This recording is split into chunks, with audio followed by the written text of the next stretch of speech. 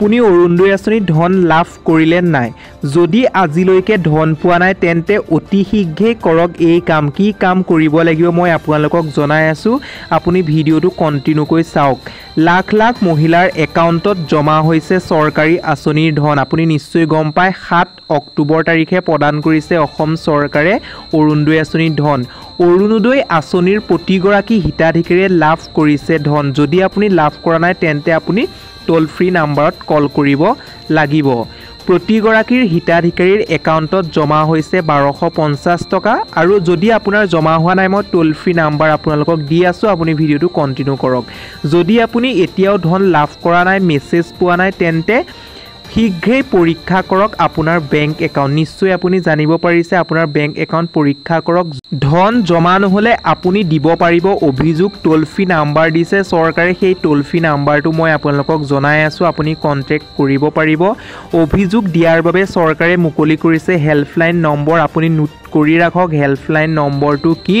মই আপোনালোকক জনাই আছো বন্ধু বান্ধৱীসকল হেল্পলাইন নম্বৰটো হৈছে 0361223705 আপুনি নোট কৰি ৰাখক বা লিখি ৰাখক আপুনি লিখি ৰাখি কল কৰিব পাৰে নতুনকৈ অৰুণোদয় আঁচনি লাভ কৰা হিতাধিকাৰীৰ একাউণ্টত অতি শীঘ্ৰেই জমা হ'ব যদি এই কন্টেক্ট নাম্বাৰটোত কল কৰে আপুনি নিশ্চয় গম পালে যদি আপোনাৰ একাউণ্টত টকা সোমোৱা নাই কোনটো নাম্বাৰত কল কৰিব লাগে সেই সম্পৰ্কে মই আপোনালোকক জনালো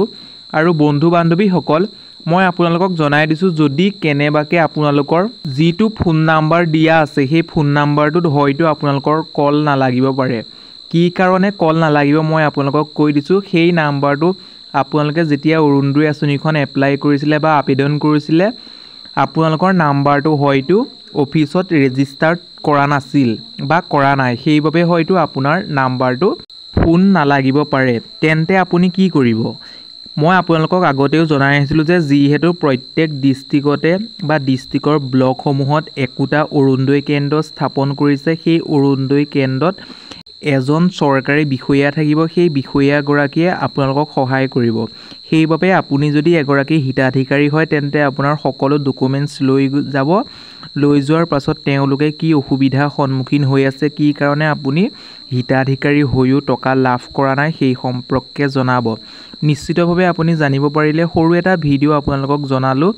এই ভিডিওটোৰ জৰিয়তে যদি আপুনি উপকৃত হৈছে বা ভিডিওটো চাই ভাল পালে তেন্তে প্লিজ এটা লাইক কৰিব আৰু এতিয়ালৈ যদি আমাৰ ইউটিউব চেনেলটো সাবস্ক্ৰাইব কৰা নাই সাবস্ক্ৰাইব কৰাৰ লগতে কাষতে থকা বেল বটনটো প্ৰেছ কৰি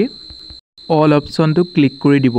তেতিয়াহে আগন্তুক আহিবলগীয়া প্ৰত্যেকখিনি ভিডিওৱে আপুনি নিয়মীয়াকৈ লাভ কৰিবলৈ সক্ষম হ'ব বন্ধু বান্ধৱীসকল আজিলৈ ভিডিওটো ইমানেই আকৌ পুনৰ নতুন এটা ভিডিওত লগ পোৱাৰ আশাৰে ধন্যবাদ